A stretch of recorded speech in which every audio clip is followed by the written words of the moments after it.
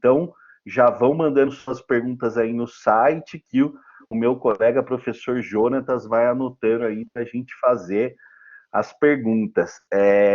Então, Risas, pô, queria que você falasse um pouco sobre o filme, né? Eu que, enfim, a gente é amigo há bastante tempo aí, desde a época que a gente estava se formando, né, em cinema, fazendo nossos TCCs lá para 2008, 2009. Eu sempre te via lá no CineSesc, nas mostras, tal, e aí de tanto se ver nos cinemas pela cidade, a gente acabou ficando muito amigo desde aquela época, né? E eu sei que o Ontem Havia é um filme que, né, um processo que demorou vários anos para ser feito. Você começou a fazer meio que por você, quase sozinho, ganhou editais, participou de laboratórios, enfim, foi desenvolvendo.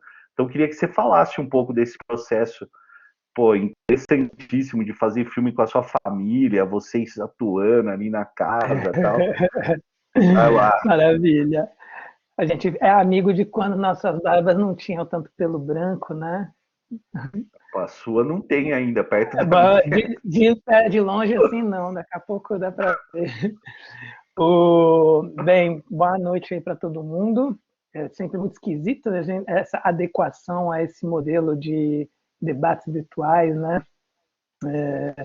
Com o tempo que tem a fala através das janelinhas. Deixa eu ver aqui, deixa eu botar um jeito que eu veja mais ou menos se tem alguém bem. Tá todo mundo sem câmera também, então tá mais tranquilo aqui. Bem, acho que eu tô Não, ligado aqui que você está me vendo. você tá vendo aqui. Aqui eu abri agora para ver o quadradinho assim com a cara de todo mundo, quem acabar aparecendo na câmera aí dá para ver também. Bem, enfim, acho que Renato já falou aí, fez uma boa apresentação. É, enfim, é muito massa assim ver. Eu fui da primeira turma noturna da Embi Morumbi e a segunda do curso, né? Então é muito bom ver que um curso que começou muito desarranjado, mas com pessoas muito incríveis, aí passou por um momento que deu uma baixa, e de repente eu acho muito bonito ver o trabalho que já há alguns anos o Renato vem fazendo, estava fazendo como professor lá atrás, né, e que segue agora fazendo, e que acho que ter participado desses encontros foi muito bom de ver outras pessoas de outros lugares criando novos imaginários. Acho que toda essa relação que uma boa parte da turma que estudou contigo, Renato, tem com a película, por exemplo, eu acho que é um negócio incrível de vínculo, né, com o modo de produzir imagens, de produzir imaginário, de pensar o cinema, de estar no cinema, que não seja só de ocupação de alguma profissão, ainda mais porque a gente vê, né, para quem é um pouco mais velho, e quando começou a estudar que nem eu e você, e começou a criar uma cinefilia no começo no meio da década, não da década retrasada, viu, né, acompanhou altos e baixos assim do cinema, e viu o boom de escolas, de universidades, de cursos técnicos, né, de aumentar a produção, aumentar o volume de pessoas trabalhando, e se foi muito maravilhoso por um lado, teve também uma contrapartida que é a de repente, tudo virou só sobre produção, produção, produção, produção, produção, e muito pouco campo de compreensão do que são essas imagens que a gente está fazendo. Então, eu acho sempre mara, assim, quando a gente, que nem esses encontros que rolaram alguns anos atrás presencialmente na Embi, agora esse aqui, teve uma outra aula que eu participei uma vez com o Caio, acho que numa outra universidade lá que ele está dando aula, e também foi muito legal, porque aí renovar constantemente, né, esse espaço de troca, assim, ver quem que está chegando, com que ideias. Eu também dou aula, então é muito bom assim ver a empolgação das pessoas, assim, né, em descobrir o cinema, assim, descobrir que o cinema é um negócio infinito, assim. Então, olha, eu fico muito feliz que bastante gente viu o filme. Estou muito curioso assim para escutar, na real. O que eu acho que pode ser legal de eu colocar antes de a gente começar a trocar é o lance de que a feitura desse filme acompanha quase que paralelamente um certo período do cinema, né? Como é um filme que foi feito ao longo de 10 anos, bem, curiosamente também acho que vale falar aí para vocês que está rolando uma amostra online que chama 10 Olhares, que faz uma retomada, né, uma observação da última década. É um povo que já vem fazendo isso desde os anos 90, né, fazendo uma análise de 95 a 2005, depois de 2000 a 2010, agora de 2010 a 2020. E fizeram uma mostra online, convidaram algumas pessoas para fazer umas seleções, para refletir um pouco sobre o cinema da década. Tá online, então, enfim, deixa eu até achar aqui o link que eu já mando para vocês. Estava assistindo um filme agora, inclusive. Mandei aí, Risas. Ah, você já mandou? Eles, Pronto. Uhum. A gente Acho vem que falando vale. aqui, porque ontem veio também a Maia da RIM, né? Enfim, aí a gente exibiu Terras, falou sobre a febre também, então a gente vem falando sobre a mostra 10 Massa. Olhares, mas muito massa. Não, e também vi que hoje teve o Takuman, né? Que. Putz, ele não pôde vir, cara. Ele vinha, aí o Não. Covid tá pegando lá no Xingu, lá na aldeia. Ele é uma liderança importante lá, então ele pediu desculpas, mandou um vídeo. E aí o Tomás Pedro, nosso amigo que trabalha com ele, que já ia estar também mediano, assumiu, mas foi bem massa também. Mas uma pena, Não, pô. mas massa demais. De Taco não qualquer forma, pôde acho que vir. esse acesso ao filme, ter acesso mas ter acesso à produção que o pessoal está fazendo, tem bastante filme filmado em aldeias aí nessa mostra, é muito bom ver a diversidade de modos de produção. Aí o que eu estava dizendo é que assim, o Ontem Havia acompanha, de certa forma, essa década, né? Porque a primeira imagem presente no filme, que para quem viu o filme agora está com ele fresco, é um plano que tem o meu pai arrumando a porta num lado da tela e minha mãe na cozinha, cozinhando no outro lado da tela. Essa foi a primeira imagem que eu fiz, que depois se tornou um filme, né? Quando eu fiz essa primeira imagem, eu nem sabia que era o filme que eu estava fazendo. Eu captei por acaso, porque eu estava com equipamento em casa, estava começando a ter interesse nessa coisa do cine diário, me aproximando do Mecas, do Perlov, dessas figuras assim. E fiz esse plano muito sem grandes propósitos, assim, e ele é um plano de 2010.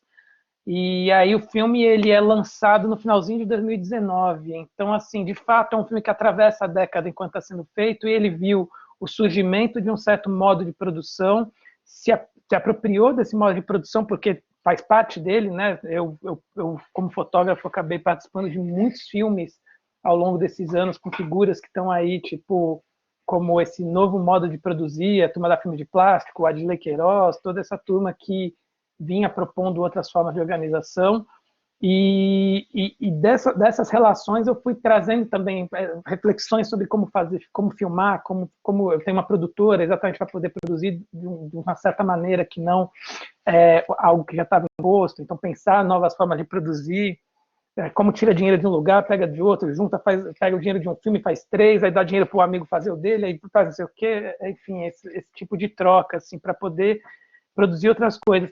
Então o filme atravessa essa década curiosa, que vai passar por uma ascensão absurda, né? Vai eclodir assim, essa coisa de produção infinita, de muita produção, de muitas reflexões, muitos olhares distintos, até um momento que é seguido, né, de quando tem o golpe, não que tivesse muito bom, que, né, enfim, também enfatizar que assim, sempre foi uma batalha louca, assim, mas quando a gente tem um projeto institucional que acaba com as nossas possibilidades, né, de fato, então tudo que vinha sendo construído de política pública, que ainda era pouco, ainda era ruim, mas já era um primeiro passo de organização, de repente foi tudo por água abaixo, assim, né? Todas as produtoras pequenininhas como a minha tiveram que fechar, tiveram que mudar seu modo de fazer coisas, todo mundo teve que arrumar outros trabalhos em paralelo. Então a gente acompanhou, né? O filme acompanha essa transição. É muito engraçado quando o filme fica pronto. Eu e a Júlia, a gente ficou conversando sobre isso, né? A gente inventou um modo de falar para a Ancine que a gente estava fazendo um filme que a Ancine não entendia. Um filme de ficção com 4 pessoas feito ao longo de muitos anos. Isso não existe para a Ancine, né? Era muito boa política pública, era aquela coisa burocrática, cheia de formulários a serem preenchidos, que não entendia que podia fazer filme desse jeito. Então a gente criou um modo de enganar, assim, não enganar, mas assim, criar uma linguagem que a Ancine entendesse e para poder fazer o filme do jeito que a gente queria e conseguir prestar conta sem que estivesse contando alguma mentira.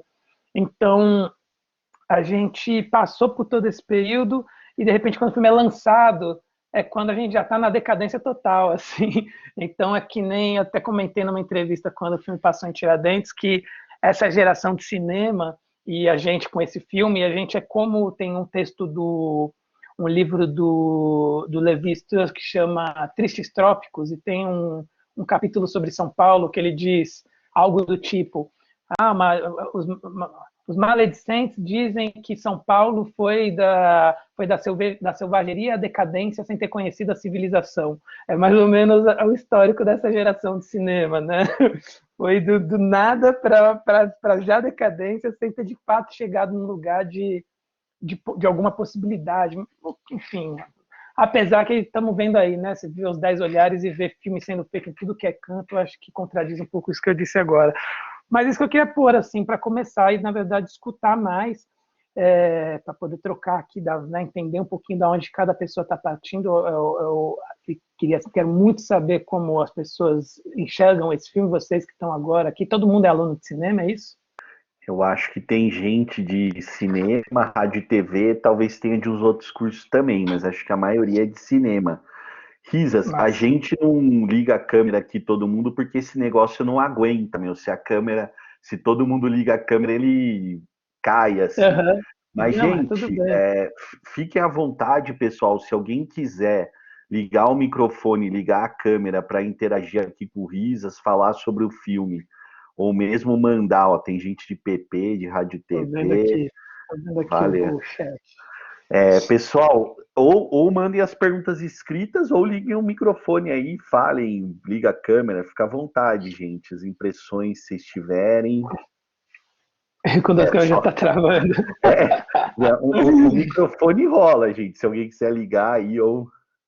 A gente tenta aí, se alguém quiser ligar a câmera na hora que for fazer a pergunta, para ter para quem olhar assim, na hora que está conversando, aí a gente vai. Se não der também, azar, a gente conversa do jeito que der.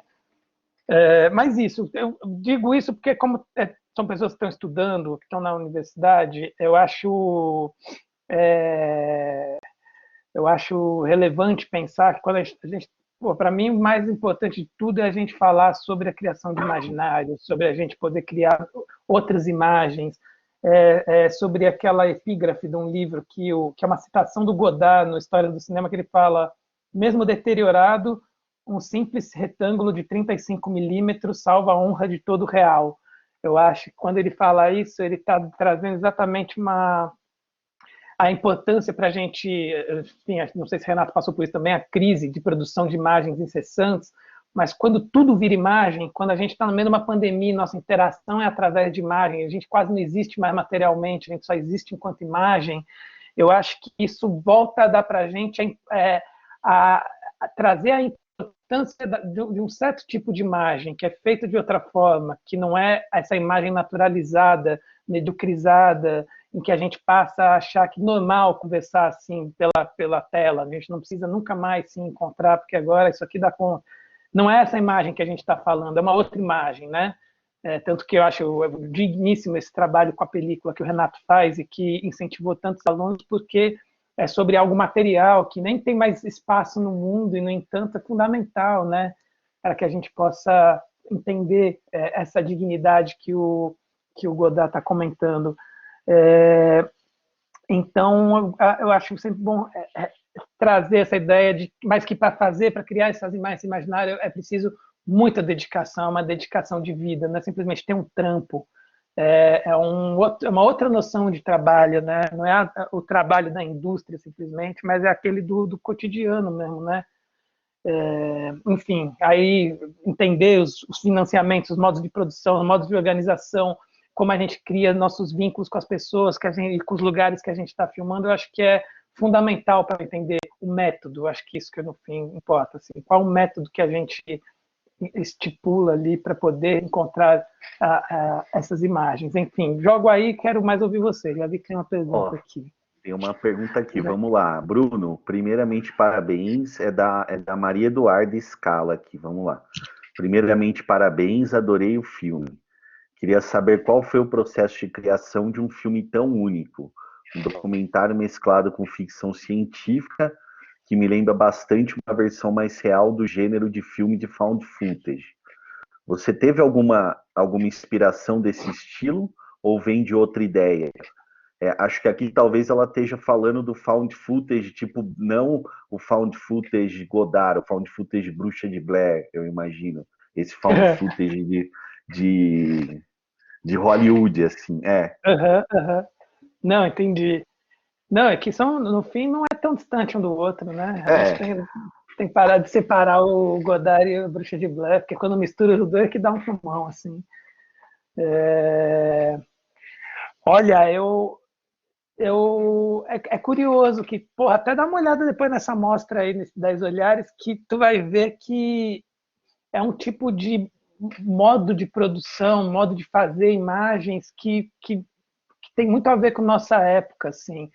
É, tem, acho que talvez porque hoje a câmera possa estar na mão de muito mais gente, os equipamentos para editar, para difundir, estão mais práticos, menores, né? A distância entre o equipamento da grande indústria. Teve um momento no meio dos anos 10, aí, dos anos 2010, que o equipamento que se usava em Hollywood era o mesmo que qualquer pessoa tinha em casa, em qualquer pessoa, né? Quem conseguia comprar uma câmera. Mas isso, você filmava em Hollywood com 5D e filmava em casa com 5D. Isso é um caos, assim, para a estrutura de poder, né? Isso é o que o poder das imagens sempre quis negar. Não pode. A pessoa em casa, o amador não pode fazer a mesma imagem do profissional. Sempre foi essa a briga do poder. E o que a gente vem fazendo não, é isso mesmo, não queremos fazer a mesma imagem, não. A gente quer fazer uma imagem completamente diferente do que vocês estão fazendo, que é muito mais legal que a gente está fazendo. É, agora, sim, claro que tem relação com esse tipo. Eu adoro filme de terror que trabalha com a ideia do found footage. Eu gosto mais do que Bruxa de Blair, por exemplo, eu gosto muito do Atividade Paranormal 1 e 3. Eu acho a Atividade Paranormal 3 uma aula de mise-en-scène, assim, de tempo de plano, de construção de imagem, que é um negócio absurdo. Mara. Hack, eu me lembro muito pouco. Acho que eu assisti por conta de alguém que me indicou em aula, assim, quando algum aluno queria fazer um filme de terror e me falou dessa referência. Mas é que o Atividade Paranormal 1 e 3 são dois filmes assim que quando eu vi os dois no cinema e acho tipo absurdo, assim. E obviamente tem ligação, acho que tem. Ah, não sei, eu fico pensando que a gente conhece muito pouco do cinema, sabe, Mara? Então, acho que assim, olha só, isso de você pegar uma câmera e se juntar a pessoas que você tem uma relação e ficar filmando elas é algo que está na história do cinema há muito tempo, assim. O, o Jonas Mekas, por exemplo, toda a filmografia dele é baseada nisso. O David Telov, toda a filmografia dele é baseada nisso. Aqui no Brasil, que vai trabalhar não na chave do cine diário, mas na chave de criação de ficção, mas com pessoas do seu próprio entorno, toda grande parte da produção da Boca do Lixo lida com isso. Você vai ver, em especial, Candeias, que eu acho que para mim é uma referência muito direta, assim, no modo de construir, de enfrentar as contradições do meio que você está ali lidando, das pessoas que você está lidando, aonde você lida com coisas duras e com afeto num lugar muito diferente do que a gente foi ensinado, né? Que é aquela coisa um pouco é muito louco. Quanto mais andou o mundo, assim, parece que mais retraído a gente ficou, mais conservador em uma série de aspectos, sabe? É, com, é, com tudo que a gente tem hoje de possibilidade de produção, cada vez mais a gente está acostumado com aquela imagem do Netflix, aquela imagem estável. A gente pega uma câmera na mão e fica incomodado que ela treme. Vários alunos me mandam, desculpa que tremeu muito. Tipo, não, é lindo, sabe? Tipo, pô, tem um ser humano segurando uma câmera. Eu não quero só ver essa mesma imagem que parece uma gelatina dos celulares que fica estabilizando. Então é muito maluco, assim, que a gente, com tudo que tem, parece que a gente está diminuindo o nosso potencial imaginativo. A gente fecha o olho, imagina, e isso deixa de dica aí para quem vai fazer filme. Se você lê um roteiro, ou se você nem lê um roteiro, se você pensa um filme, você não consegue fechar o olho e imaginar, puta, a gente está com um seríssimo problema de imaginário, né? De acesso a essas imagens, que é tudo que a gente tem para poder inventar outros mundos. Exatamente por isso, eu acho que assim, filmes desse jeito, como eu fiz aí no Ontem Havia, não, tem filmes ainda mais doidos, ainda mais únicos nesse sentido, mesclando o gênero, mesclando o tipo de registro, o tipo de modo de captar aquelas imagens. Mas eu acho que é exatamente não fazer distinção, por isso que eu brinquei com o Renato aqui, eu acho que é o found footage do Godard e o found footage do Bruxa de Blair, eles têm que ser postos no mesmo lugar, assim, a gente tem que lidar com essas imagens sem hierarquizar elas a priori, né, porque são todas imagens do mundo, assim, são todas imagens, o próprio Godard fez isso muito, ele voltou às imagens, ele comparou a publicidade com o filme científico, com a imagem de cinema, pôs um diante do outro para entender que é a história do século XX é a história do cinema, é a história das imagens de cinema, né? Assim que foi pela primeira vez a gente pôde sonhar, a gente tem um referencial material de algo que só existia numa operação mental, né? As imagens dos nossos sonhos, elas não tinham um referencial de imagem em movimento antes da invenção do cinema. Agora a gente filma e a gente sonha e a gente compara com um filme. Então, enfim, tudo isso atravessa a nossa existência, né? Não sei se eu te respondi, mas é mais ou menos isso. Poxa, sobre essa questão de misturar gênero, enfim, com que, sei lá, né, a gente pensaria enquanto um cinema mais de autor, sei lá, eu assisti, enfim, nessa mostra 10 Olhares, um filme que eu queria ter assistido já há um tempo e não tinha conseguido, que é aquele filme de Fortaleza, Canto dos Ossos, né, que é um baita, o filme mistura convenção de filme de... Opa, vocês estão me ouvindo aí? Sim. Tá certo, é que para mim caiu a sua imagem aqui, não sei o que. Mas beleza. Enfim, o filme mistura. é, Ah, voltou. Acho que é a minha conexão mesmo, que deu Às vezes uma a minha baixa. também dá umas osciladas, mas É, vai aí. enfim, o filme mistura a convenção de filme de vampiro, né? Um filme de vampiro jovem em Fortaleza nos anos 2010, assim, tipo, uma coisa muito doida, né? Ceará, meio praia, tal, uma coisa, Ceará e Rio, enfim, né? acho que é. Peraí, rapidinho. Aí. Não deu para ficar de fone. E isso é muito doido, porque essa mesma liberdade que as imagens têm nesse filme tem muito a ver com a forma como essa turma estava vivendo. Assim, uma galera jovem, que já assim, não tão jovem, né? Assim, a maior parte já está na base de seus 27, 28, assim, já não são umas pessoas de 19, 20, é, e que se formaram na UF, a maioria, quase todo mundo envolvido ficou encantado com esse primeiro momento dos anos de 2010 do cinema, foram para o Ceará, que era o lugar que estava assim, o grande expoente dessa geração, assim, fizeram a Vila das Artes, fizeram os cursos lá, se relacionaram com as pessoas de lá e voltaram e foram todos morar num casarão. Virou uma grande ocupação de uma galera que foi morar num casarão na Glória, no centro do Rio.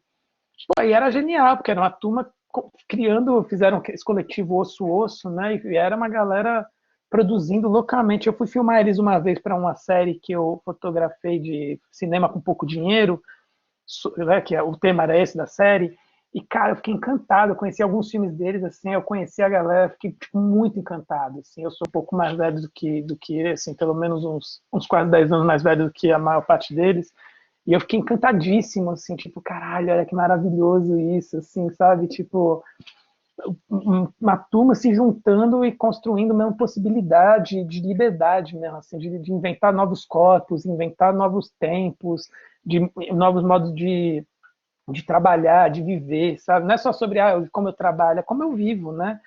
E isso é muito bonito, assim, tipo, que dá essa liberdade do filme ir para lá, fazer as conexões. É isso que a gente faz, né? Fazer cinema nada mais é igual fazer história, também é coisa do Godard, isso, que é o historiador cineasta está fazendo a mesma coisa, aproximam imagens que não necessariamente estariam próximas, né? Então você vê uma coisa aqui, se aproxima com essa daqui, você cria uma ligação que está ali, latente, né? O papel da gente é enxergar esses fios invisíveis, assim. E aí você pode ir para onde você quiser, assim, né? Massa. Pode. Essa galera teve na série, aquela série Cine Barato lá, né? Isso. Ah, é que você participou também, porra. O Você Renato é um filmou a dos gente personagens. também. Filmei você, a Priscila, Foi massa o aquele dia, Rodrigo. pô, que a gente foi Foi. lá na zona, sei lá que zona era aquela, Leste. aquela vila, Leste, leste, né? leste extremo. Ó, Uhum. é verdade, é verdade, é verdade. Zona Leste. Ó, temos uma pergunta aqui da Beatriz. É bem trabalhoso sair da bolha do estilo de produções estadunidenses que a gente meio que foi inserido e passar a criar e transmitir o que realmente quisermos, ao invés de adaptar a ideia para interna esse padrão.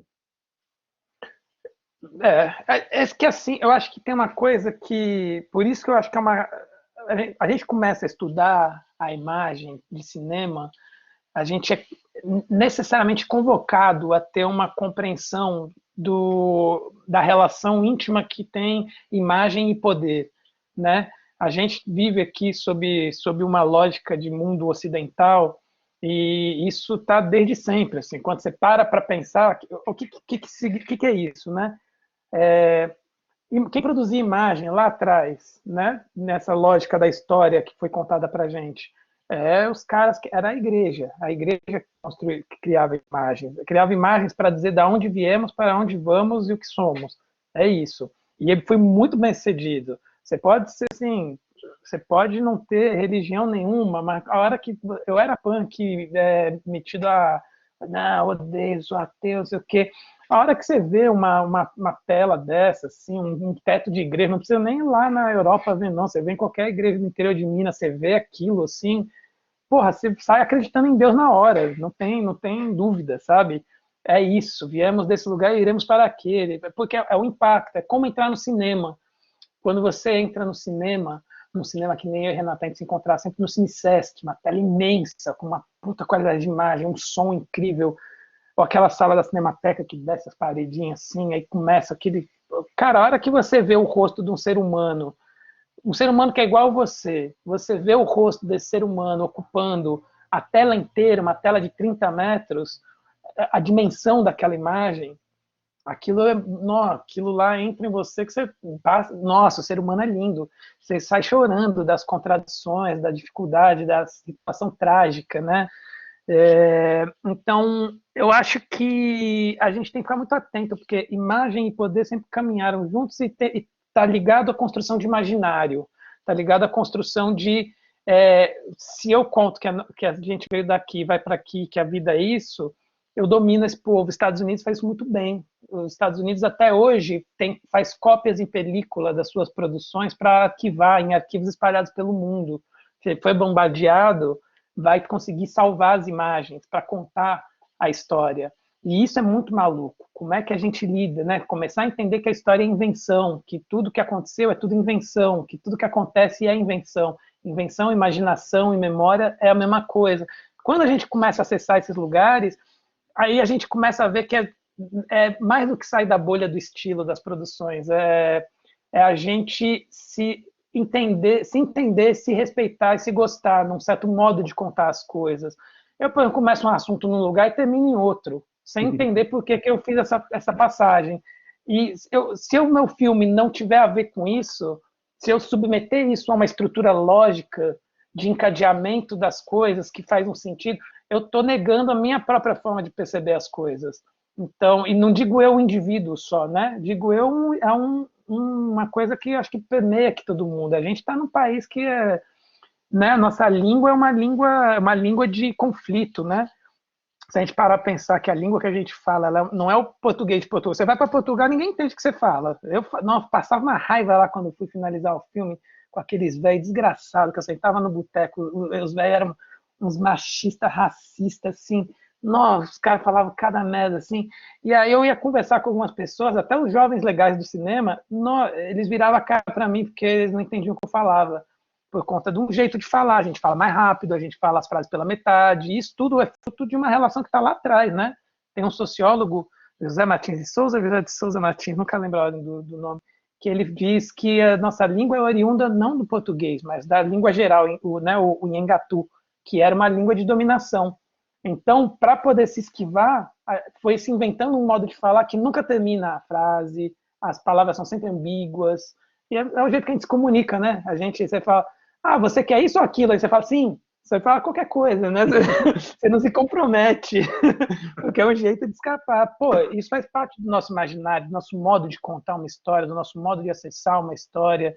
Então é importante que a gente se liberte de uma certa estrutura racional, fruto dessa coisa francesa horrorosa, iluminista e da razão, triunfo da razão. Que é isso? A gente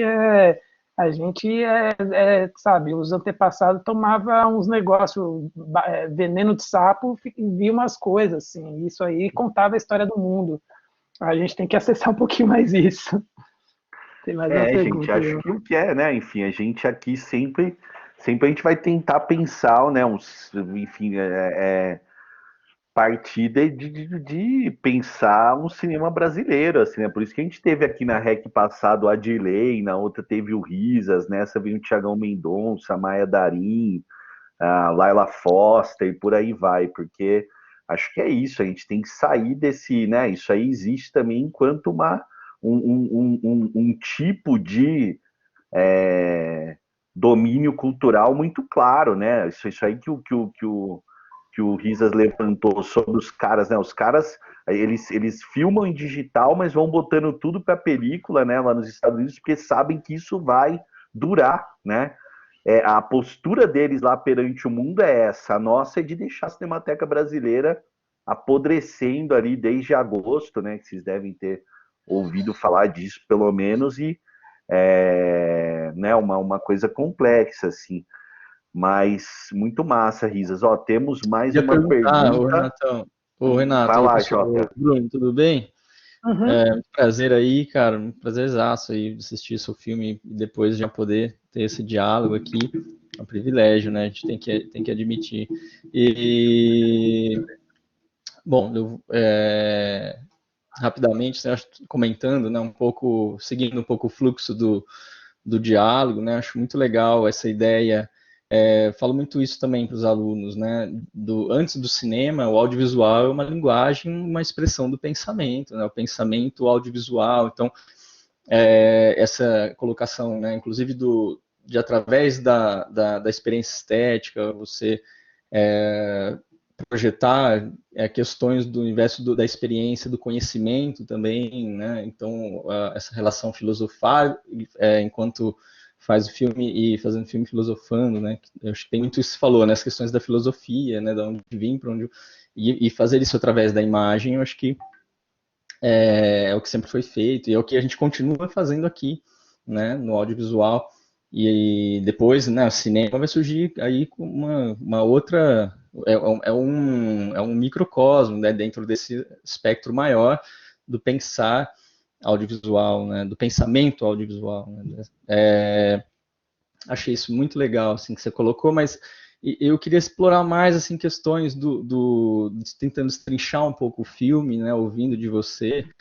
Eu queria, a partir desse lugar da direção, né, perguntar como foi surgindo essa estética, tanto da fotografia, que também como dos aspectos sonoros, né, que a gente vê que é uma imagem que parece que ela uma vez eu vi uma definição de um cara, né, uma imagem que eu achei muito legal, acabei incorporando em algum momento assim da minha aula, uma imagem horrorista, né, quase como você tem ali, não, isso aqui, meu, vamos desconstruir isso, põe mais sombra nesse rosto, a gente, né, e vai tentando colocar o cotidiano mesmo nessa imagem, né, que é o que me pareceu muito com força, né, no filme.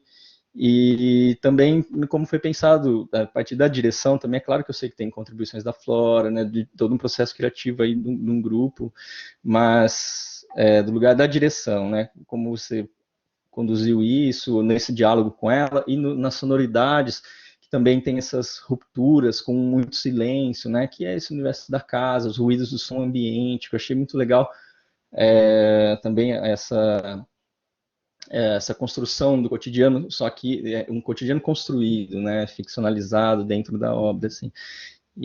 Mas com esses sons que rompem, que às vezes eu estava assim assistindo aquele silêncio, eu me acostumava com ele, e de repente vinha um som, você falava, nossa, onde está vindo isso? Eu olhava assim, sabe, falando, não, caramba, né?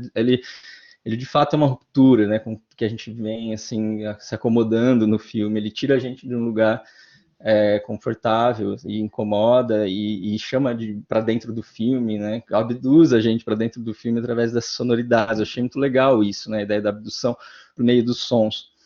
Enfim, né, eu queria ouvir, meu, vou aproveitar e fazer um rabicho aqui, porque também queria só, se você pudesse falar um pouco sobre essa questão do roteiro dentro do filme, da leitura, né, quase que nas falas, né, quase que a leitura do roteiro incorporado nos personagens, né, qual ligação você propõe aí, né, conceitual e tal, se tem uma referência, enfim. Desculpa a pergunta,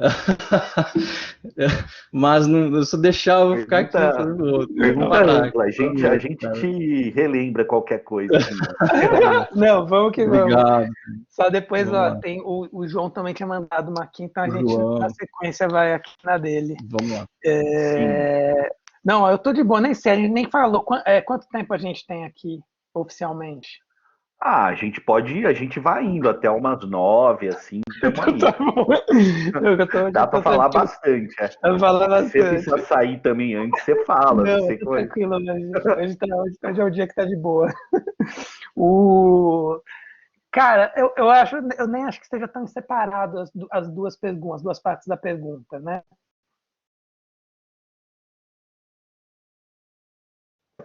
Eu acho que, em primeiro lugar, quando eu paro para pensar assim, o que eu vejo como papel da direção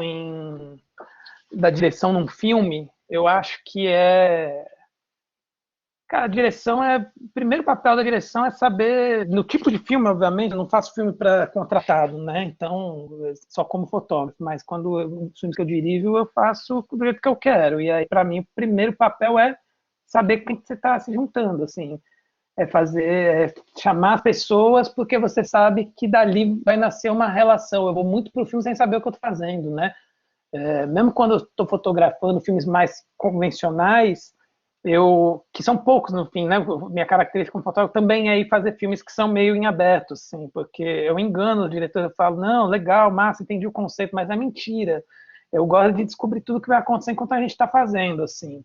É uma disposição para que aquele encontro ofereça, né? Tipo, a gente vivencia coisa, ontem foi o ápice disso para mim, que a gente está vivenciando, enquanto vivencia, a gente está transformando aquilo. Enquanto está transformando, a gente está tomando consciência do que está acontecendo ali. Então, para mim, o papel da direção é meio que saber escolher a sua equipe, saber escolher com quem você está junto, e conversar muito, propor grandes encontros de conversa. Nosso método de filmagem, quando tinha equipe, era esse, assim, a gente chegava todo dia às 8 da manhã lá na casa da minha mãe, que é do lado da Embi Morumbi, e sentava na mesa do café e ficava durante 2 horas e meia tomando café e conversando.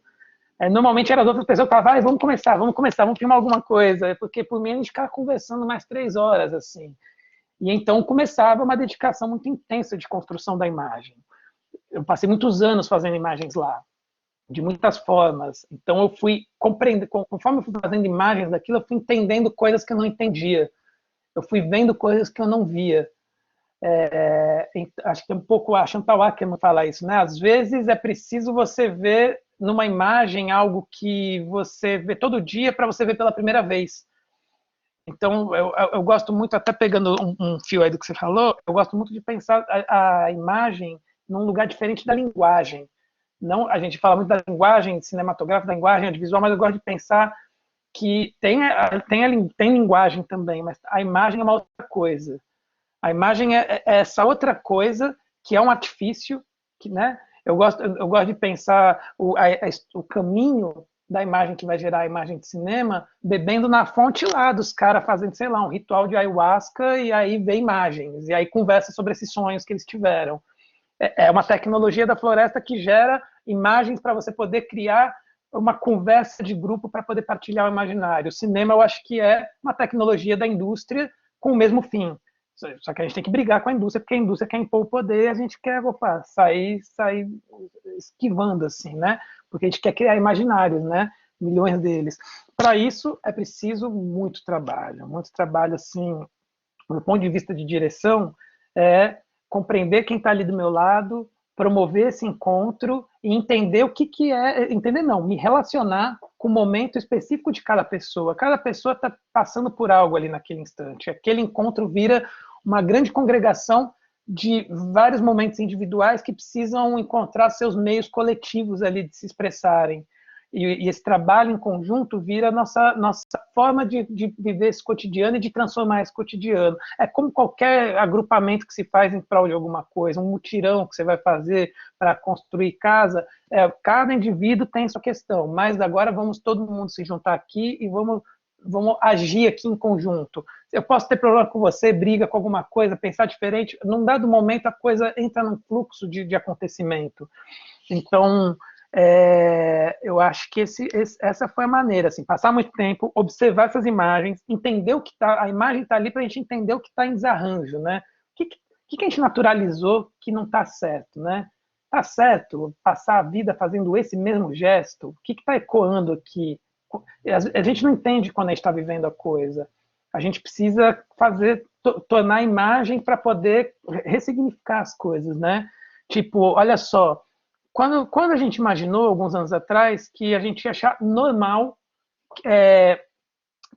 arriscar a vida para trabalhar na rua, dirigindo um carro durante 14, 15 horas para tirar o dinheiro da sobrevivência, né? Alguns poucos anos atrás, a gente ia falar, nossa, isso aí é ficção científica, velho. Isso aí não existe. E não, tá aí, tá naturalizado, é o que a gente vive hoje, né? O sujeito que no meio da pandemia faz um Uber, tem que trabalhar muitas horas para poder ter um mínimo. Pô, sei lá, quando é que a gente vai conseguir entender que isso é muito absurdo? Assim, é um atentado muito gigantesco contra a vida, que a vida não é isso, né? A vida é outra coisa. A vida é acordar, abre a janela e tem sol, ou nem abre a janela, não precisa ter janela. Anda, tem sol, tem chuva, você come, você sente prazer, você se encontra com as pessoas, você partilha seus sonhos. Porra, isso que é o negócio, né? Não ficar numa noia assim de caralho, tem que trabalhar 16 horas para. E acho que a imagem, o trabalho da direção, para voltar aqui pro ponto, é esse. É tipo, eu estava lá nessa casa, eu precisava criar um modo de compreender certas coisas que eram minha vida, mas também não eram minha vida, e para isso era preciso... eu fiz com que o cinema me desse essa possibilidade. Assim, eu criei imagens, durante muito tempo, as mesmas imagens, e fui entendendo coisas que estavam ali que eu não entendia no cotidiano. Porra, olha, não, eu filmei em 2010, em 2015, 2020, é o mesmo movimento, o mesmo gesto, a mesma angústia, a mesma impossibilidade. O que está acontecendo aqui? Né? É no gestual, é no espaço, é no corpo, é ali que a gente vai começar a poder fabular outras coisas, a poder imaginar outras coisas, né? Então, e aí por isso acho que é um trabalho muito, muito artesanal. Eu gosto muito de pensar nessa ideia do artesanal, né? Tipo, pouca gente, a gente trabalha todos os dias, a gente mexe junto. Se alguém teve um problema, a gente não vai filmar no dia seguinte, a gente cancelou diárias, a gente podia fazer isso. Tipo, gente, eu acordei meio mal, acho que não vai render, vamos se encontrar amanhã, tudo bem para vocês? Tudo, beleza, sabe? Gente, vamos aí, vamos parar de filmar hoje aqui, vamos tomar uma cerveja e conversar, vamos, sabe? Antes de filmar, fiz uma feijoada, foi meu aniversário, no ano que a gente ia começar a filmar, para todo mundo se integrar e fazer parte daquele espaço, conhecer aquela casa, eu fiz uma feijoada de aniversário, e aí foi tipo um monte de gente que nunca tinha ido na linha vermelha do trem, assim, do metrô, e chegou lá e falou, olha, que louco, né? Enfim, acho que tudo isso, esse processo já é a direção, né? Porque é sobre construir a possibilidade da gente partilhar um imaginário e criar imagens para partilhar com mais gente, para viver uma experiência e o resto, aquilo que sobrar, que é o filme, ser partilhado com outras pessoas, para seguir, né, nesse fluxo infinito. E aí, sobre o som, acho que está nessa mesma perspectiva, assim, eu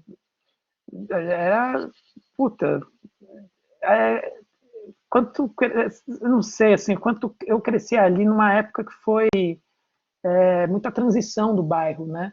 Então era engraçado, porque é uma vilinha, e tudo ao redor foi se transformando, e aquela vilinha se manteve ali, até que começou a encher de carro, por exemplo, os vizinhos começaram a querer reformar as casas para acompanhar o fluxo de fora. Então tudo se dá muito assim nessa coisa, todo mundo começou a criar essa coisa, foi deixando de ser comunitário, e foi virando o lugar da intimidade, da casa, do indivíduo. Porra, sempre teve briga lá, mas porra, toda festa junina juntava todas as casas e fazia uma festa junina na vila, sabe? A gente acendia fogueira, quando eu montei minha primeira banda com o vizinho, a gente foi lá e tocou. Tipo, tinha uma prática, as portas ficavam abertas, a gente ia da casa de um para o outro. Hoje ninguém se fala lá, entende? Todo mundo é brigado. Todo mundo é brigado, aí ficam as picuinhas, se juntam pequenos grupinhos para falar mal um do outro, ninguém circula no meio da vila. Antes as mulheres faziam, as vizinhas lá, que são 5 irmãs, assim, faziam a unha sentada na vila, assim, botar a cadeira de praia e ficar fazendo a unha no meio da vila. Hoje isso não rola, entendeu? Enfim, é o fluxo que o mundo fez. Então é muito doido, porque essa coisa da percepção sonora tem a ver com as transformações também de um jeito de estar ali, né? Antes a gente estava na rua, agora foi transformando em ficar dentro e ouvir a rua invadindo. Eu lembro de eu crescer escutando o som do trem, né? Ali passa o trem e o metrô, então às vezes você está em silêncio assistindo televisão à tarde, a sessão da tarde, assim, com 10 anos, assim, daqui a pouco, né, dava aquela tremida, assim, porque não tinha as proteções antes, né? Enfim, e aí era um pouco sobre esse jogo, né? Da coisa que rompe, da coisa que tá ali o tempo todo, mas de repente vai rompendo, assim. Esse lá fora, que tão pouco ele é um alívio, esse lá fora talvez seja o grande problema, aqui dentro também é o problema. Como é que a gente traz essa sensação para o som, né? De que o barulho do ventilador ia virando um drone, que ia virando um OVNI que te suga, né? Que te bota na ficção ali, na ficção científica. Foi uma conversa intensíssima, assim. Eu acho o som desse filme incrível e a gente não conseguiu ainda chegar onde a gente queria por conta dessa questão de método, né? A gente finalizou com prêmios e aí a gente foi finalizar num estúdio grande, assim, que deu para a gente poder mexer em coisas, ouvir coisas, mas que impediu a gente de experimentar coisas que a gente queria, vamos botar só naquela caixa o som, vamos botar só ali. E não rolou, ficou um pouquinho mais normalzinho, assim, mais convencional, dado o modo como foi feita essa etapa do trabalho. Mas a gente queria ir longe, assim, foi incrível. A Juliana fazendo som, ela tá com um Moog mesmo, ela tinha uma coisa com a textura do som, e a gente tentando ver como fazer que aquilo estivesse. Não era baixar um software que imitava, era tipo, não, tem a ver com a feitura da coisa, sabe? Tocar um Moog de verdade. Ela falou, não, fiz negócio cafonérrimo, comprei um arco de violino para poder tocar a guitarra. E aí a gente gravou a primeira música, tem aquela primeira música que é quando eu falo, depois tem o caminho, né, até a casa, aqueles ruídos são uma música. Aquela música é feita com guitarra, com arco de violino. Enfim, tinha todo esse processo de ir fazendo, de entendendo. O Juruna, que finalizou o som, mora na França. Aí ele veio para cá, a primeira coisa que eu fiz foi levar ele na casa, e levar na casa e a gente passar, e, meus pais enchem a lata, assim, né? Então a gente ficou lá bebendo, assim, conversando sobre a vida para poder ter uma experiência da casa, de estar na casa, de ouvir as pessoas e depois baixar o volume e ouvir o som da casa, sabe? Para poder entender como é que a gente saturava isso, como é que a gente transformava. Eu não vejo que som, para mim, som é imagem também, né? Eu não acho que imagem é imagem ocular, né? Imagem é um negócio que dá aqui, então o olho e o ouvido estão construindo a imagem. Então, a imagem é esse outro processo aqui. E aí, então é o mesmo trabalho de enquadrar e perceber pela repetição, você fala, não, tem alguma coisa fora do lugar ali, a mesma coisa com o som. Se a gente pegar esse vazio, desse silêncio que a gente fica acomodado e num dado momento a gente, né, e trabalhar as televisões, lá sempre tem as televisões ligadas, várias TVs ligadas, cada uma no ambiente, a presença da minha mãe ligando todo mundo, se ela não está no plano, ela está no som, e quando ela vai embora, se vocês prestarem atenção no som, vocês vão ver que é tudo muito mais isolado, a gente não ouve o resto da casa quando ela é abduzida, a gente só ouve a ação que está acontecendo. Teve um grande trabalho de entender assim, como é que é o som disso. Enfim, não sei se te respondi. Demais, muito bom. Obrigado, viu? Obrigado muito. Não, valeu você. Óbvio, vocês têm que ir me controlando, que eu falo daqui a pouco. Tem a pergunta do pode João falar agora que a gente está aí. Vamos aqui, ó. O João perguntou. Oi, Bruno, boa noite. Vi seu filme na época que estava na Mostra de Tiradentes e lembro que foi um dos filmes que eu mais gostei. Fiquei impressionado justamente com essa mistura de métodos e gêneros que você traz para o filme, que ao mesmo tempo foi inspirador para mim por conta de sua simplicidade e impacto. Saí do filme com vontade de ligar minha câmera e criar. Em muitos momentos, o filme se afirma como um filme levando a câmera para o espaço diegético e também tornando a sua figura do autor um personagem. Isso era algo que você queria desde o começo ou foi surgindo essa necessidade durante o processo de montagem?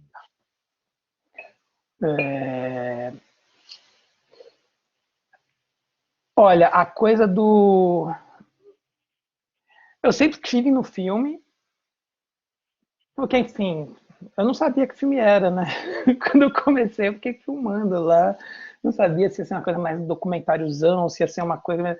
Foi se tornando isso ao longo da feitura, né? Quando a gente pegou quando eu ganhei o primeiro edital de desenvolvimento, eu percebi que era melhor eu apresentar como um filme de ficção, e eu escrevi um roteiro que não foi usado para o filme. E até trazendo também uma resposta aqui para o Jonatas, que é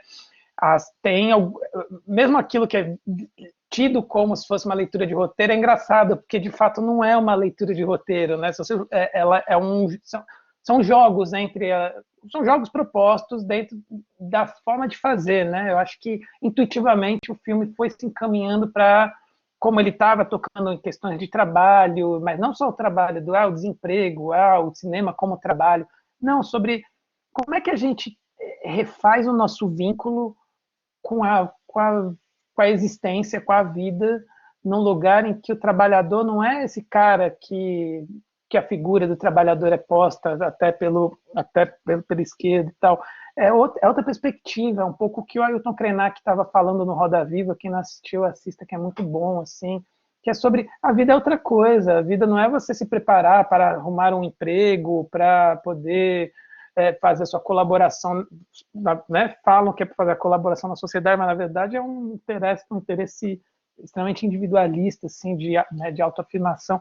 Pô, como é que a gente recobra um vínculo com o trabalho que é outro trabalho, que não é o trabalho que é maçante, o trabalho que é um prazer, né?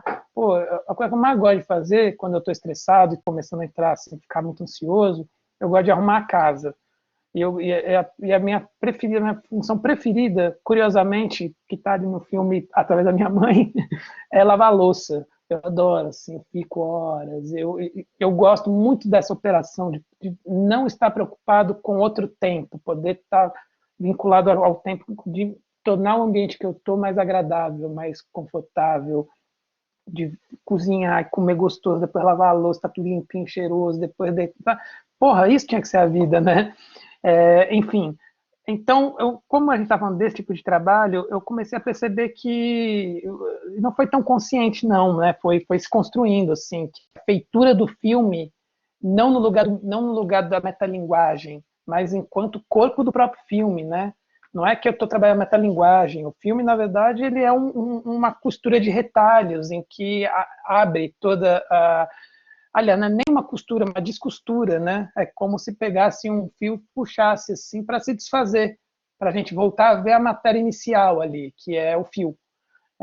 Então, eu entendi que tudo isso tinha que estar. Então, e aí, sobre a minha questão de personagem ali, estava desde o começo, até porque eu tinha a ilusão de que eu poderia colocar em pé de igualdade o meu lugar e o lugar da minha família, enquanto personagem, se eu me colocasse no filme. E foi um processo de entendimento de que esse lugar nunca vai existir, nunca vai estar em pé de igualdade, porque existe ali um poder instituído. E a treta, e aí é onde eu acho que o cinema mora. O cinema mora na fricção de coisas, né? Se você bota coisas que se encaixam perfeitamente, a gente naturaliza e a gente não vê o que está desajustado. Se você pega coisas que não se encaixam, fica friccionando, aí a gente começa a acessar lugares que não estavam postos. É igual fazer terapia, né? Você começa a acessar a sombra. Cansado de olhar para onde está iluminado, jogar luz sobre as coisas. Não vamos jogar luz sobre as coisas, vamos mergulhar na escuridão e entender o que a gente vem escondendo há tanto tempo, né? que a história fez questão de esconder para que a gente não soubesse. Então, para mim, fazer filme é muito nessa perspectiva, ficar friccionando coisas, assim, imagens que não se combinavam, processos que não se combinavam, e as relações de poder instituídas. O afeto é uma relação muito bizarra, né? E o afeto familiar, ele é muito estranho. Ele é um negócio, ele é a primeira unidade do caos, assim, da gente, quando a gente está em sociedade, né?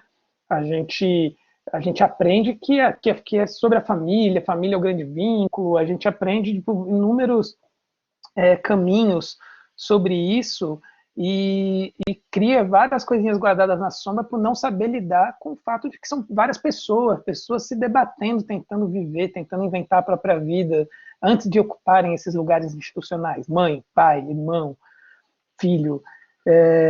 Então,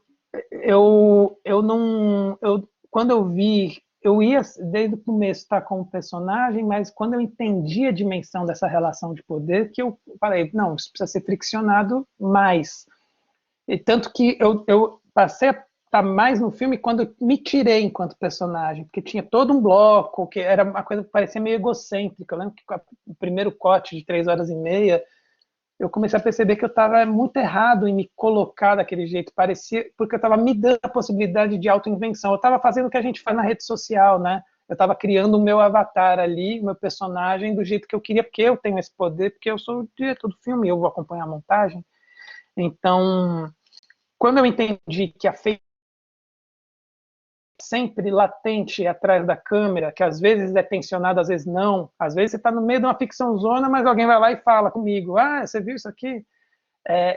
Fazer com que esse atrás da câmera sempre estivesse presente em cada imagem que a gente está vendo, era importante para que eu pudesse tensionar essas relações de poder, para entender, né, é a mãe, mas está trabalhando para o filme, mas ele é o cineasta, eu tenho o poder final da imagem, mas ela que é o corpo que pode fazer o que quiser, mas, enfim, todas essas coisas estavam ali sendo tensionadas para a gente poder pensar o que a gente está fazendo aqui, né?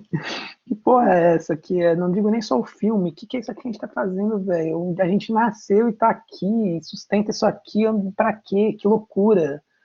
É como diz aquele poema do Borges, quando ele já estava morrendo, cego, assim, e aí ele tem um muito bonito, assim, que ele termina: o alívio que sentiu Carlos I no dia da decapitação, bababá, o alívio que sentiu não sei quem. Aí o último verso é: o alívio que sentiremos eu e você quando nos livrarmos do peso de ser alguém. É muito lindo, né? Que é tipo, o cara só no fim da vida ele foi entender que era isso. Não sei se eu te respondi aí, o moço da montagem aqui, João. Eu acho que sim, pô. O John tinha perguntado sobre a construção sonora, que o Jonatas também falou e se acabou abordando bastante. O João falou aqui, respondeu sim, muito além, valeu. Temos uma pergunta do Daniel aqui. Fala, Bruno, gostei muito da produção. Algo que me chamou a atenção em específico foi a realidade no ambiente familiar, que muitas vezes está oculto em outras produções, como, por exemplo, a parte onde você e sua mãe brigaram na cena, que era para ela gravar, mas ela riu. Ou quando você está entrevistando sua mãe e a campainha toca. Essas e outras cenas contínuas que não escondem a realidade. Isso foi planejado? Ou na parte da edição você decidiu deixar essa continuidade? Enfim, esse real que invade, né, o filme. É engraçado. Eu vou responder enviesada a sua pergunta. Não vou responder ela muito diretamente, não. Porque eu acho que tem uma coisa que é o seguinte: o Eduardo Coutinho, ele sempre falava, né, que o que interessava para ele não interessa se o cara está contando a verdade para ele, porque essa ideia de verdade não existe. Temos aí, né, um momento, por exemplo, de mundo. Isso durante o lançamento do filme veio muito à tona, assim, nas conversas. Estamos num momento de mundo em que o sujeito que ocupa a presidência cansa de falar: conhecereis a verdade vos libertará. Opa, temos aí uma questão fundamental aí de entendimento sobre essa noção de verdade, sobre essa noção de realidade. onde a gente separa a invenção de memória, né? A gente fica numa coisa de comprovações que são instrumentos de poder também, né? Os documentos são instrumentos de poder. Então, dou esse início aqui, porque o que acontece? O Coutinho ele falava, não me interessa se o que está sendo dito é verdade. Para mim, é a verdade daquele encontro. É o processo do sujeito que... Toda memória é um pouco invenção, porque você já contou aquela história muitas vezes, e ela passa por um crivo que é do jeito que você quer lembrar dos acontecimentos. A gente tende a se proteger, né? A gente tende a modificar as histórias na nossa cabeça, exatamente para poder lidar com os acontecimentos melhor. Então, ele gostava disso nos relatos. Eu acho que eu parto um pouco dessa mesma ideia, somado um pouco a uma ideia de resto, que eu sempre gosto de falar. Para mim, cinema o filme é o resto, né? É o resto. O que vale ali é todo um processo de feitura que é constituído de relações que se dão, de momentos que são vividos, e aí o filme é um resto. Coisa que eu aprendi muito vendo a obra do Tonati, por exemplo, que também, né, que numa vez que eu participei da REC, ele também participou, foi lindo ver ele falando assim, que é esse cara angustiadíssimo que nunca parou de fazer filme, ele viveu o cinema de um jeito incrível, no entanto, parecia que ele só tinha 3 filmes. Aí um dia, no final da vida, ele lança um filme que era um retalho de milhões de filmes que ele começou e parou, filmes que ele filmou, que eram filmes domésticos, imagens de viagem, que ele juntou tudo e construiu um negócio, assim, um negócio gigantesco, de imaginação, de história, de vivência, de afetos, enfim. Ele pegou vários restos e fez um novo restão, né? E isso me fez entender um pouquinho a relação com o nosso vínculo, com os instantes que a gente está vivenciando, né? Eu acho que o filme, eu gosto muito dessa ideia do realismo do cinema. Tem até uma fala, tem um debate aí nessa Mostra 10 Olhares com o Kleber Eduardo, que é legal, que fala sobre os realismos, né? Que eu gosto dessa ideia do encontro ali, né? Do fazer uso de elementos que estão ali sendo vivenciados e manipulando e transformando e modelando eles no momento em que o filme vai se construindo. Tinha coisas previstas, assim, por exemplo, essa cena, que é uma cena que se falou muito, que é da minha briga com a minha mãe, ela era uma cena prevista como proposta, né? Ela começa a rir e, de fato, ela começa, tudo marcado, assim. Mas tem uma coisa que é o seguinte, tem a repetição, e tem as forças que vão surgindo dali do que está acontecendo. E, de repente, você chega em lugares que eu não faço ideia, assim. Eu não faço ideia do que aconteceu naquele momento daquela cena. Ela era prevista, mas ela tomou proporções e foi para caminhos que eu não faço ideia, assim. E na montagem, quando eu comecei a olhar, era isso. Eu falei para o João, que era o montador, eu falei, acho que a gente tem que deixar esse plano até o final, porque eu não conseguia ver esse plano até o final, porque mexia com coisas ali que eu não estava entendendo, assim. Eu ficava muito angustiado. De olhar, né? De olhar o lugar que minha mãe estava acessando. Não sei o que ela fez ali, não sei se ela pegou e fez um puta truque de atriz, assim, acessou emoções para poder fazer aquilo, se ela lembrou de alguma coisa e ficou puta, se eu comecei a jogar provocando ela e ela foi levando para um outro lugar o que estava sendo, não sei. Mas fiz uso do que estava acontecendo na realidade, porque naquele take a campainha tinha tocado também, e aí o cara do som falou, eu vou aproveitar e vou cortar também, aí eu comecei a brigar com todo mundo. Só que, assim, dentro da cena ainda, só que de repente foi indo para outro lugar, assim. Ela disse que eu falei coisas que eu não me lembro de ter falado. E, enfim, foi sendo acessado, enfim, e para mim, aquela feitura, uma equipe mobilizada, com uma luz lá apontada, com a câmera gigantesca apontada para a cara dela, um cara do som, uma pessoa da fotografia, um sujeito dirigindo, um outro que estava ali fazendo a coordenação ali, né, que era tipo um assistente de direção e produção, dando uma organizada nas coisas. Tudo isso mobilizado para fazer uma cena que vira essa coisa. Para mim, isso era o resumo do filme, de certa forma, né? Que vira um acesso a um tipo de emoção, e cinema é emoção, né? E assim como aquela que toca a campainha, aquilo foi...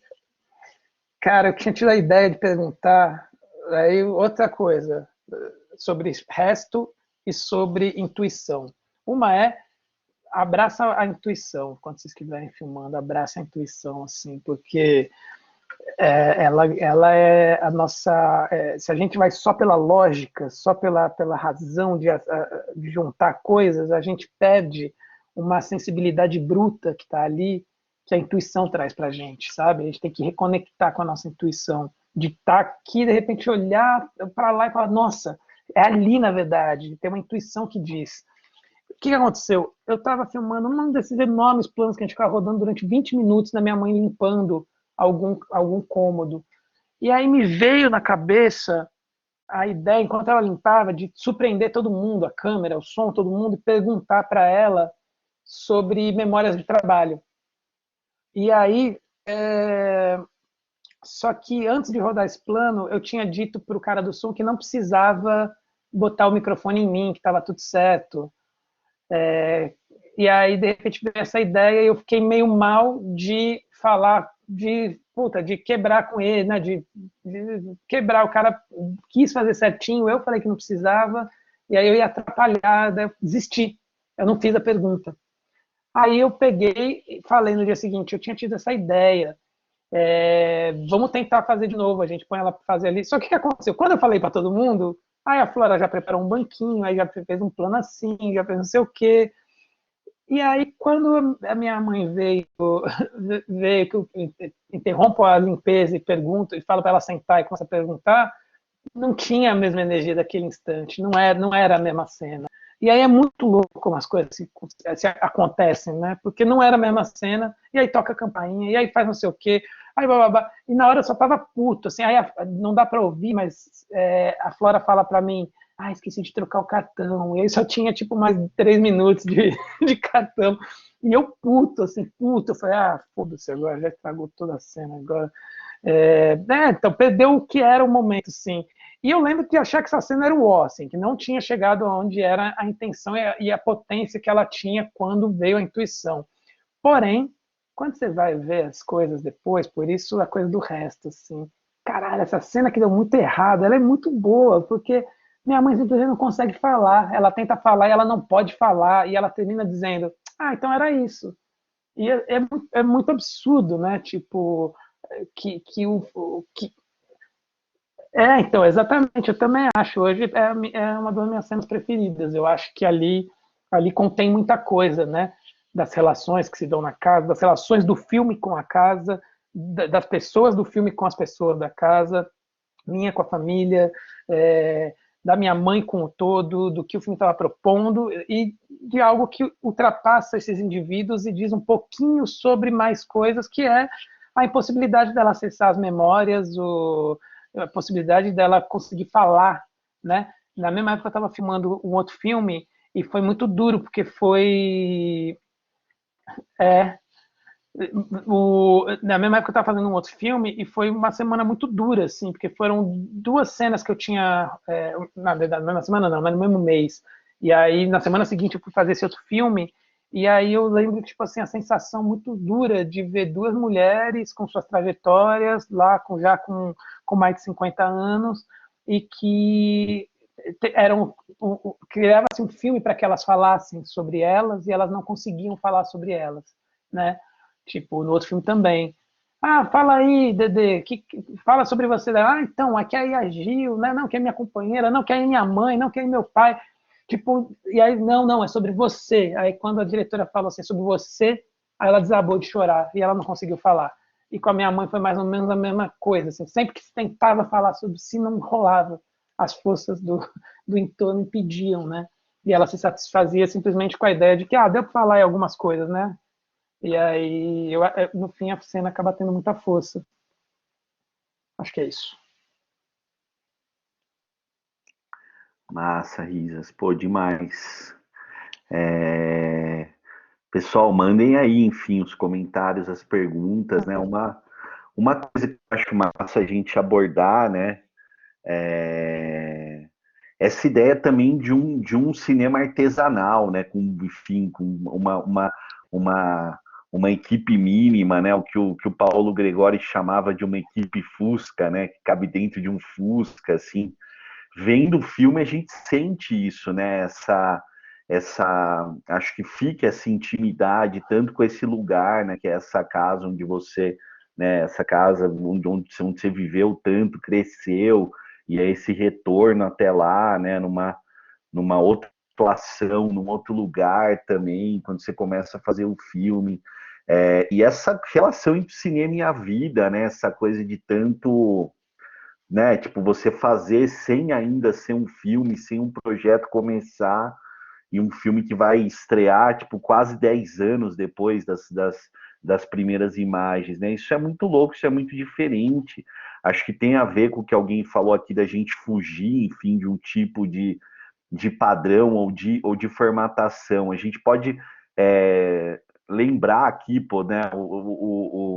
Eu uma coisa que foi muito forte para mim, assim, quando eu assisti o Serras da Desordem pela primeira vez, foi na Cinemateca Brasileira, era um lançamento, uma mostra que o Alessandro Gamo organizou daquele livro de críticas do Jairo Ferreira no São Paulo Chimbum, e tinha pouquíssima gente naquela sessão, e o Tonati foi lá, nem era o Serras, não, aliás, é verdade, foi exibido o Bang Bang, o Blá Blá Blá, os outros filmes, e aí alguém perguntou sobre o Serras, né? E depois ele foi falar isso em Tiradentes, em tantos lugares, assim, onde o Tonati levantou essa questão, né, que de quando ele filmou lá nos anos 70, o Bang Bang, eles faziam a coisa com uma equipe, é meio isso, o processo, todo mundo vivendo ali, vivenciando aquela experiência tal. E quando ele foi fazer a primeira diária do Serras da Desordem em 2007, ele chegou onde era para filmar e se deparou com um caminhão de equipamentos, né? O fotógrafo era o Alziro Barbosa, tal, naquele momento tal. E aí ele falou, pô, a gente vem filmar aqui, vamos fazer uma publicidade, uma novela, sei lá o que. Aí falaram, não, isso aqui é para fazer o seu filme, o Serras da Desordem. Ele falou, pelo amor de Deus, a gente nunca vai usar tudo isso aí de equipamento, né? Acho que isso é uma questão como, né, uma coisa que a gente conversou bastante também quando você fotografou o Hotel Cambridge, né? Que eu acho que talvez venha de uma realidade, né, uma ideia, as pessoas podem pensar, pô, Eliane Café fez várias coisas, né, meio maiores também, mas nesse filme todo o cuidado que vocês tiveram em estar nesse lugar, né? Quer dizer, você vai filmar numa ocupação onde as pessoas constroem suas camas, seus armários, é tudo muito delicado, né? Pô, você achou o armário no lixão, reconstruiu, fez não sei o quê. Não dá para você entrar no lugar e mudar tudo, né? É um pouco o que o Pedro Costa fala também, né? O Pedro Costa fala, pô, se me derem 1 milhão de euros para fazer o filme, eu quero menos, eu quero que dê para a gente viver durante o filme, né? O que o Adilei fala também é genial, tipo, essa coisa de, né, quando ele foi fazer o Era Uma Vez Brasília, é chamar a atriz da Globo, da não sei o quê, e aí percebeu que não, pô, tem que ser a galera de lá e vamos usar esse dinheiro para todo mundo viver aqui, que é um pouco o que você fez também, né? Seus pais estavam ali naquele momento sem emprego e puderam viver também com essa grana que vocês tiveram para fazer o filme. Assim. Sei lá, tô falando um monte de coisa aqui, nem sei se é uma pergunta, mas acho que isso que é massa, né, gente? Tipo, é justamente esse poder que a gente tem de fazer um tipo de cinema que só a gente pode fazer, pô. Esse filme, se não fosse o Risas, ninguém ia fazer esse filme, o Risas, né? E só o Risas poderia fazer também, né? É um pouco a diferença entre uma, né, se a gente for pensar nesse termo artesanal, assim, né, às vezes eu uso essa metáfora porque eu ouvi do Paolo Gregori também, né, ele fala que o filme, né, que o cinema interessante muitas vezes é como se fosse uma bolacha integral, artesanal, você vai lá, planta as coisas para fazer, não é nem comprar o orgânico, né? Você planta tudo orgânico, colhe, você que colheu aquele trigo, aquele não sei o que, você que mistura, você que faz aquilo, no final você próprio embrulha aquilo, faz o lacinho, assim, cada um de uma cor, cada um de só existe aquele, assim, não existe outro, né? Não existe outro filme desse, é só aquele, né? E vai fazer bem para as pessoas quando elas comem aquela bolacha, porque ela é saudável, ela é integral, ela é orgânica, ela não tem ela tem açúcar mascavo, sei lá o quê, né? Não é uma bolacha negresco, cheia de Que Negresco é igual o mundo inteiro que fazem Negresco, tem aquela bolacha, que tudo bem, o gosto até é atrativo, mas ela não vai fazer bem para você no final, né? Ela vai te prejudicar, ela vai, tipo, você vai engordar, você vai vai entupir sua veia, sua artéria, você vai se ferrar, você vai dar dinheiro para uma indústria escrota que faz um monte de coisa errada, tal. É um pouco essa a diferença de cinema. Não, e é tão perverso que os caras pegam, aí você vai começar a comer a bolacha, né? Eu chamo de biscoito, o biscoito integral, assim, artesanal, e aí vão te colocar. A indústria é tão perversa que ela vai fazer você parecer o cara elitista. Ah, que elitista, só quer comer biscoito artesanal. Por favor, velho, que custa R$10 o biscoito, sendo que com R$10 você compra 15 negrescos, sei lá, alguma coisa do tipo, entende? Aqui, né? Aí você vira o errado. Aí você fala, porra, velho, olha que perverso, sabe? Tipo, olha que perversão terrível isso. E aí é muito maluco, porque, olha só, o Pedro Costa, que é um cineasta português, com seus 60 anos, uma realidade X, vai lá e diz: quando ele entendeu quando ele fez o Ossos, entendeu que a estrutura do cinema afastava ele das pessoas que ele estava querendo conhecer, se aproximar, ele vai lá e compra uma pequena câmera mini DV, e aí ele vira e fala: vou comprar essa câmera, e todas as marcas estão falando para você: olha, a câmera pode mexer, ela é pequena, ela tem estabilização na lente, você pode mexer para todos os lados. Aí ele vira e fala: então eu não vou mexer, vou deixar ela parada, só de raiva. É uma contraposição ao que está sendo dito. Essa é a imagem que você pode fazer. Ele diz: não, vou fazer ao contrário, porque eu sei. Se vocês estão dizendo que o segredo está aqui, é porque na verdade está aqui. E aí é aqui que eu quero olhar. Aquilo que está é a sombra, para variar é a sombra, é aquele lugar que ninguém sabe o que tem, que ninguém quer mexer. E aí, curiosamente, é a mesma coisa que. Puta, peraí que eu tinha pensado na comparação do Pedro Costa com mais alguém, porque era alguém que era completamente outra onda e que tinha dito a mesma coisa. Não, cara, não. Acho que foi na entrevista do Krenak também, que ele diz alguma coisa desse tipo, que não. Não quero, não. Se vocês estão dizendo que eu posso fazer isso, eu quero fazer o contrário. Porque. Quer isso, sobre comida também, né? Tipo, ele fala, né? A criança vai lá e acha que a comida nasceu na prateleira, na gôndola, né? Tipo, porque a indústria fez questão de tirar, de fazer com que a gente não veja os processos, né? O poder quis que a gente não enxergasse os processos, porque a gente está dentro de uma coisa sem saber que está, e a gente só está no meio do caos. Tá todo mundo se fudendo, morrendo, tem gente morrendo de fome, assim, que, sabe, porque eu estava ouvindo hoje notícia, né? Mulher fazia R$3.000 por mês vendendo marmita, e aí, do dia para a noite, ela passou a fazer zero. Então, alguém que vivia com R$3.000 por mês passa a viver com zero. Isso gera Isso é muito foda, porque aí o auxílio emergencial vai sei lá o quê, mas enquanto isso, cara, a indústria está aí ganhando, o que vai fazer rombo no orçamento auxílio emergencial, é aumentar R$200 na renda das pessoas, sendo que está dando isenção fiscal, isenção de imposto para grande indústria, sabe? Ficam aí aumenta o preço da energia, aumenta o preço do imóvel. É isso, é só para fuder quem não está jogando esse jogo, né? Quem não pôde jogar esse jogo historicamente. No ano da pandemia tem um aumento de um imposto a X que aumentava, o reajuste anual era de 7%, esse ano é de 31%. No ano da pandemia, olha que doentio isso, sabe? Então, a gente tem que ficar muito atento, porque a gente está produzindo coisas quando a gente está fazendo filme. Então, a gente tem que ser consciente desses processos todos. Cada vez mais eu tenho vontade de tornar mais artesanal, assim, sabe? Mais artesanal. Legal, tive essa experiência de ganhar uns prêmios, de poder fazer um filmão num puto estúdio, a finalização de som. Puta, agora eu tô querendo fazer tudo em casa, assim, sabe? Tipo, pegar o dinheiro do edital, comprar um computador com esse edital e fazer um filme menor. Aí no outro edital, compra uma câmera. E aí você ganha um edital, você compra outra coisa. Aí a gente vai fazendo, que é o processo da cooperativa, que sempre movimentou esse tipo de cinema, né? O que o Mecas fez nos Estados Unidos. Pô, imagina Nova York nos 60, velho. era o lugar para que todo mundo queria, todo mundo que não queria se ajustar, pleno pós-guerra, todo judeu lá se ferrando no leste europeu, os caras vão tudo para Nova York, onde você pode ser gay, onde você pode ser sapatão, onde você pode ser o que você quiser, onde você pode acordar de noite e dormir de dia, onde você pode, se você quiser ficar doidão, você pode, se você quiser ficar caretão, você pode, é um lugar que permitia isso. Como a gente cria um modo de existência a parte desse mundo, desse modelo que eles estavam fazendo? Uai, criando cooperativas, né? Tem que ser, pô. Pensando aqui em tudo que você falou também, a gente vê isso aí, né? A gente está nessa pandemia há um ano e o Brasil ganhou, acho que 20 novos bilionários, né?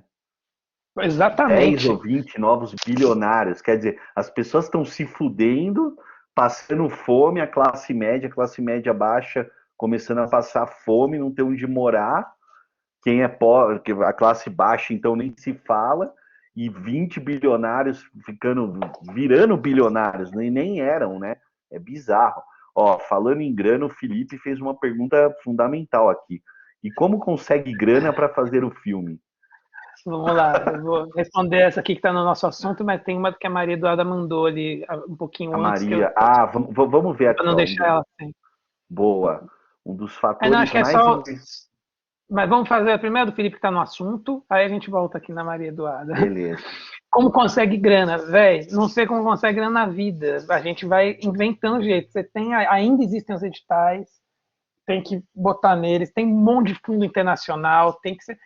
A cartilha, o Adilei foi um gênio nisso, velho. Você aprende a escrever projetos. O mundo hoje é do projeto. É projeto. Antes o mundo era regido pela indústria, agora o mundo é das startups. Então é tudo sobre projeto. Esse é o novo modelo de economia, esse é o novo modelo de relação. Você tem que entender a língua dos outros lá. Esses caras desgraçados querem isso, você conta, é igual a gente fez com a Via. Vamos fazer para a Ancine a cartilha que eles querem, mas nós vamos fazer de outro jeito. E vamos dar um jeito aqui, vamos fazer nossas pedaladas fiscais aqui para poder estar correto, não se ferrar depois e, ao mesmo tempo, promover outro modo de produzir. Não dá para submeter um filme como Ontem Havia a 4 semanas de filmagem, 40 pessoas na equipe, né? É um filme que precisa entender a materialidade das coisas que estão acontecendo ali. É como a turma lá do Capão, do Lincoln, que eu acho que é uma turma que está fazendo coisas incríveis, ganha um edital de desenvolvimento de roteiro, se equipa. Depois presta conta lá de como tem que ser prestado, mas, pô, se equipou. Aquele computador que foi comprado é para todo mundo. Aí vai lá e compra a câmera no outro edital, para todo mundo. Cria conexão com outro coletivo dali que tem outra coisa, é para todo mundo.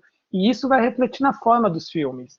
Quando você perde um pouquinho quando você sai desse modelo de produção, você para de querer filmar, agora só filmo com a Alexa, com a última lente do possível.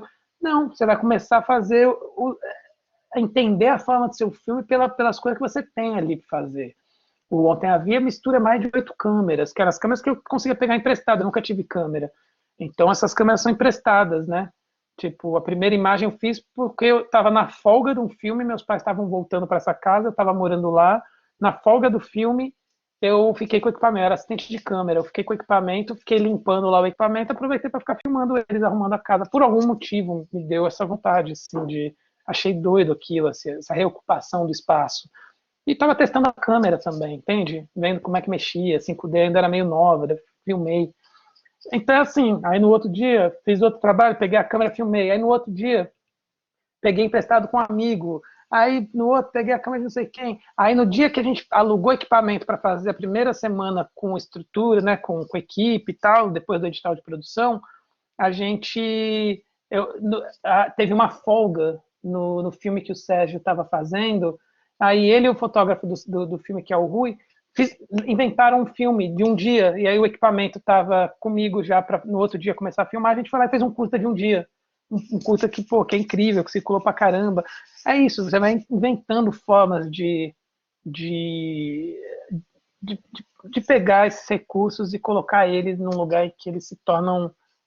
Você consegue. Como que eu posso dizer? Eu não queria usar quantificar, mas você consegue entender o que é. Tu pega, assim, essa coisa do artesanal, você pega e fala, não, olha só isso aqui, velho, foi feito você percebe que uma mão fez assim, e não que uma máquina fez que você nem sabe quantas pessoas precisaram para construir a máquina, quantas pessoas para operar a máquina, quantas pessoas para fazer com que isso aqui chegasse na gôndola.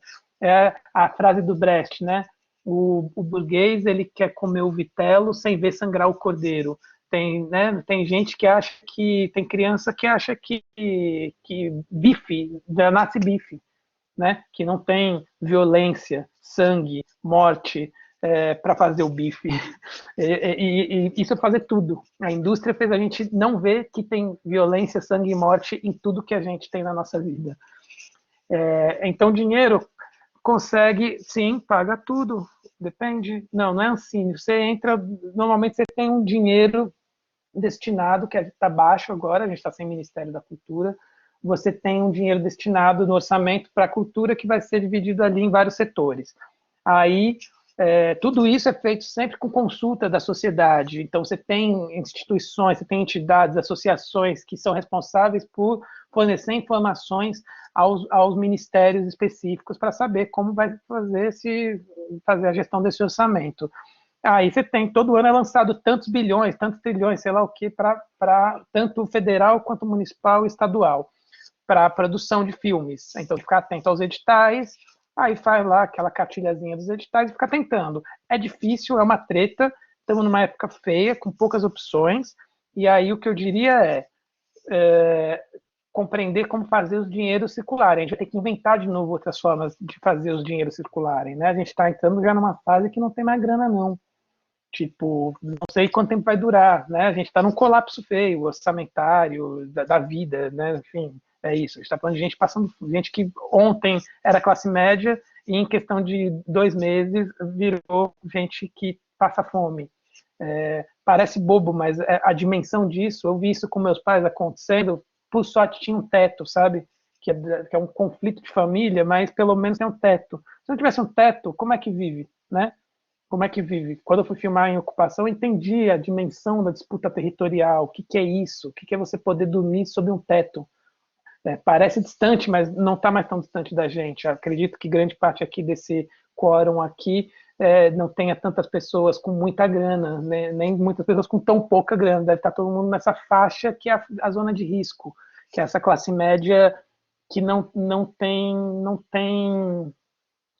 sobra, né? Trabalha hoje para viver amanhã. Enquanto esses caras estão trabalhando hoje para daqui 4 gerações ainda poder viver. Esse é um conflito da classe média que a classe média não sabe se entender. Apareceu uma mensagem aqui. Bem, deixa eu só então responder a Maria Eduarda rapidamente. Vamos ver aqui. Ó, a Maria falou, um dos fatores mais imersivos para mim foi o fato dos personagens serem pessoas reais, que têm uma liberdade no local e com você. E que eu, como espectadora, pude me identificar. Muitas conversas ali lembraram muito da minha família. Foi mais fácil ou mais difícil para você gravar com a sua própria família? Só chamar a atenção que apareceu um negócio que está dizendo que tem que encerrar, que apareceu para mim aqui. É isso que eu ia falar, Renato. Ele está dizendo aqui que inspirou, dá uma corrida lá na disciplina e tenta aumentar o tempo, acho que dá. Ô, Jota, você consegue fazer isso aí?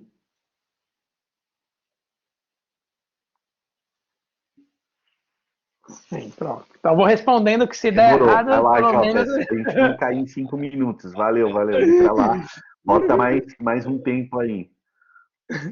A gente vai indo, né? Eu entendi agora o conceito de vai indo. Pois é, tu sabe, são duas coisas. Foi mais fácil, mais difícil? Eu não sei te dizer, não. Eu acho que tem uma dificuldade que o filme tem uma complexidade da minha experiência pessoal, porque eu estou tocando em coisas ali, isso, que são muito pessoais, né? Eu estou botando para enfrentamento algumas coisas que fazem parte ali daquelas relações. São 10 anos de imagem. Aquilo que sobrou é um recorte que a gente juntou ali, não condensa toda a experiência. Então, total, exatamente. Expõe muito, mas mais do que expor, eu acho que põe para jogo, entende? Ali, a gente que estava vivenciando aquilo, pôs para jogo muita coisa. E teve que encarar, isso, teve que fabular sobre isso, teve que entender isso, teve que trocar sobre isso, teve que reavaliar nossos lugares, né? Cada pessoa teve que reavaliar os lugares, porque é isso, a Flora, que era fotógrafa, na época era minha companheira, que de verdade, de sei lá quantos anos, minha mãe era atriz, meu pai não sei o quê, o outro era um grande amigo, e assim, as coisas iam se atravessando, né, nesse processo muito maluco, assim. Então, tem uma dificuldade desse lugar. Em termos de trabalho técnico, vamos chamar assim, pô, incrível. Eu acho trabalhar com